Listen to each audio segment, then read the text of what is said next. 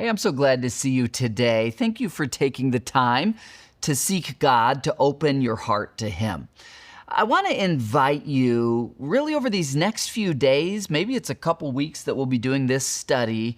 I want to invite you to open your heart to God and identify an area in your life that is broken down. Something, maybe it's a dream you had that has died.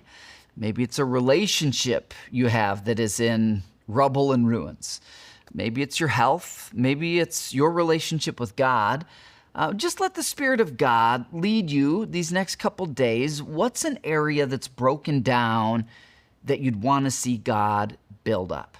And as we find God's path for rebuilding that thing, and I would just encourage you, if the thing you're thinking of right now seems impossible, it's the right thing. If the thing you're thinking of seems really easy, think bigger.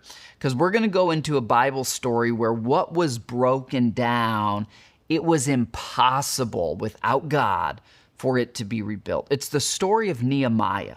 And we'll be going through this here through July, and then in August on our weekends, we'll actually pick up on this story in our weekend services as well as here on Daily Hope. In Nehemiah 1 verse 2, Nehemiah writes this. He says, I asked them is some Jewish friends of his who had visited Jerusalem.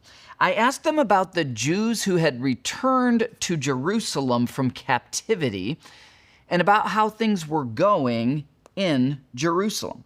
Now, let me give you some context here. Nehemiah is probably about 3 generations removed. He's never been to Jerusalem himself. When his parents or grandparents lived there, probably his grandparents, the city was overrun by the Babylonians and it was demolished. Well, now the Persians are in charge, and Nehemiah has been born as a slave, essentially, to a Persian king named King Artaxerxes. Well, for Nehemiah, as a person of God at that time, Nehemiah knew the first 5 books of the Bible, and he knew that God had all these promises for the Jewish people, the Israeli nation, for the land of Jerusalem. And Nehemiah cares deeply about the work of God in his time. So his friends who visited the city, he asks them, how's Jerusalem? He's hoping that the city is starting to rebuild. Well, they respond here. They said to me, things are not going well for those who return to the province of Judah. So some Jewish people have started to return to Jerusalem, but his friends say they are in great trouble and disgrace. The next verse says, the wall of Jerusalem has been torn down and the gates have been destroyed by fire. Now, tomorrow we'll look at Nehemiah's response, but today I just want you to notice this. The thing that Nehemiah most cares about in the world is in ruins. It's destroyed by fire. It's torn down. And if there's something in your life that you care about that is in ruins or destroyed or torn down, well, here's what's encouraging. God cares about that thing.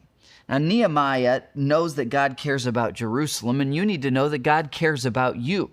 God loves his people. He loves his work. And I just want to encourage you today that whatever's broken down in your life, God cares about it.